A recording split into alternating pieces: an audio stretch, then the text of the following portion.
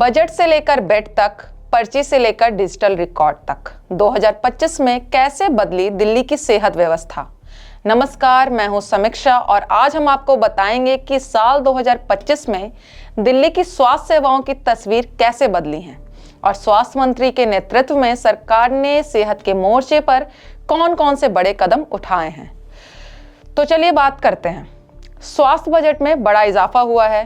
अस्पतालों और बेड क्षमता का विस्तार, प्राथमिक स्वास्थ्य केंद्रों को नई ताकत मिली है, डिजिटल हेल्थ सिस्टम की शुरुआत, हेल्थ कार्ड और डिजिटल मेडिकल रिकॉर्ड रखे गए हैं, डायग्नोस्टिक और विशेष सेवाओं का विस्तार हुआ है, महिलाओं और बुजुर्गों पर विशेष फोकस दिया गया है, डॉक्टरों और नर्सों की कमी दूर करने की कोशिश की गई है।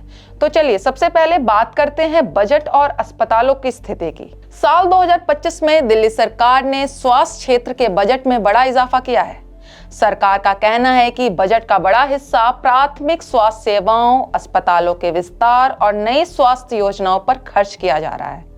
लक्ष्य साफ है, इलाज को सस्ता, सुलभ और आम आदमी की पहुंच तक लाना।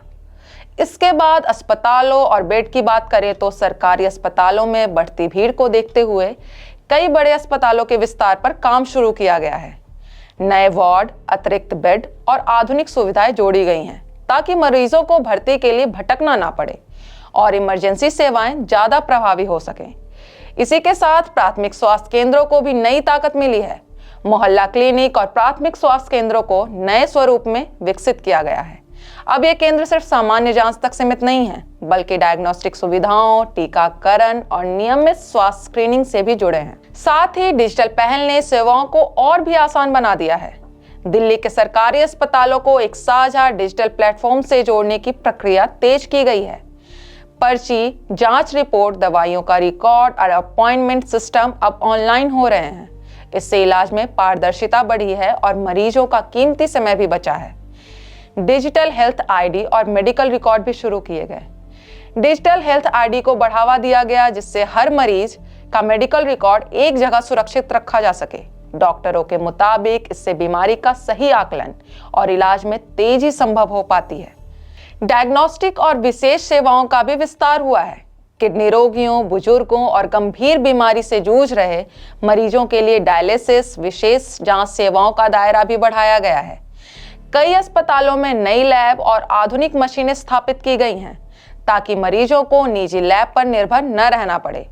महिलाओं और बुजुर्गों पर विशेष ध्यान दिया गया है। स्वास्थ्य विभाग ने महिलाओं और बुजुर्गों के लिए विशेष स्वास्थ्य शिविरों की शुरुआत की है।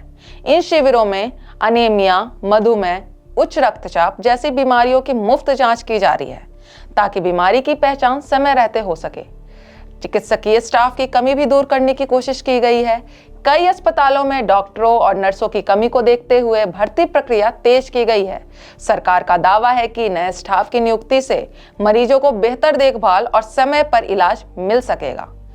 कुल मिलाकर साल 2025 में दिल्ली की स्वास्थ्य व्यवस्था को लेकर सरकार का रुख केवल इमारतें बनाने तक सीमित नहीं रहा, बल्कि समग्र सुधार पर जोर दिया गया है।